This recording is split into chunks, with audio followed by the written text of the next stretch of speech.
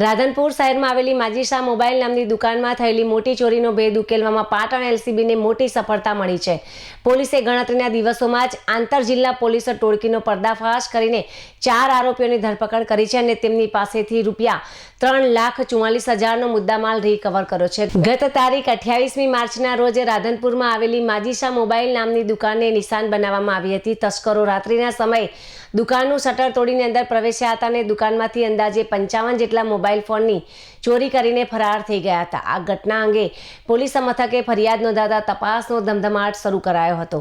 ઘટનાની ગંભીરતાને ધ્યાને લઈને પાટણ એલસીબીની ટીમે અલગ અલગ દિશાઓમાં તપાસ હાથ ધરી હતી। પોલીસે ઘટના સ્થળ અને આસપાસના સીસીટીવી ફૂટેજ તેમજ ટેકનિકલ એનાલિસિસની મદદ લીધી હતી। આ સચોટ અને વૈજ્ઞાનિક તપાસ પદ્ધતિના આધારે પોલીસે ગણતરીના દિવસોમાં ચોરી કરનાર આંતર જિલ્લા ટોળકીને શોધી કાઢી હતી।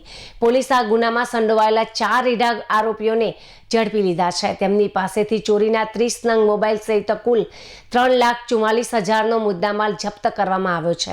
આ ઉપરાંત ચોરીની આ ઘટના રેકી કરવા અને ભાગવા માટે ઉપયોગમાં લેવાયેલું પલ્સર બાઇક પણ પોલીસે કબજે કર્યું છે। ઝડપાયેલા તમામ આરોપીઓને આગળની કાયદેસરની કાર્યવાહી અને પૂછપરછ માટે રાધનપુર પોલીસને સોંપવામાં આવ્યા છે। આ ટોળકી અન્ય કેટલા ગુનાઓમાં સંડોવાયેલી છે તે દિશામાં પણ હવે તપાસ લંબાવવામાં આવશે।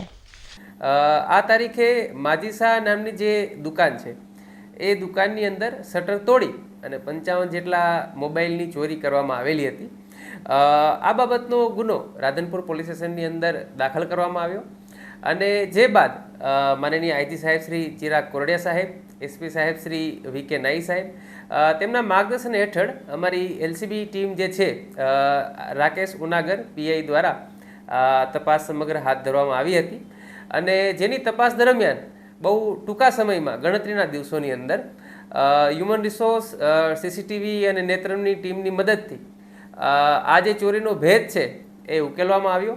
એક પલ્સરને આઈડેન્ટિફાઈ કરી તેના આધારે આ લોકોને જે આરોપીઓ છે 4 નવીન ઉર્ફે નવો રામજી વિરણભાઈ, મહેશ ઉર્ફે ટકો સામળભાઈ, વિશાલભાઈ ઉર્ફે બાબરજી શિવગીરી, મુકેશ કેશાભાઈ ઠાકોર, આ જે 4 આરોપીઓ છે તેઓને અટક કરવામાં આવેલા અને તેઓએ 30 જેટલા મોબાઈલ ચોરી કરેલા છે અને તે 30 જેટલા મોબાઈલને પણ રિકવર કરવામાં આવેલ છે અને આરોપીઓના 2 મોબાઈલ જે ગુનાના કામે હાલ કબજે લીધેલા છે અને ટોટલ 3,44,000 જેટલો મુદ્દામાલ રિકવર કરવામાં આવેલો છે અને આગળની તપાસ ચાલુ છે જે વિશેષ એ લોકોના ગુનાહિત ઇતિહાસ અથવા તો કોઈ અન્ય ચોરીનો ભેદ ઉકેલવામાં મદદ કરશે।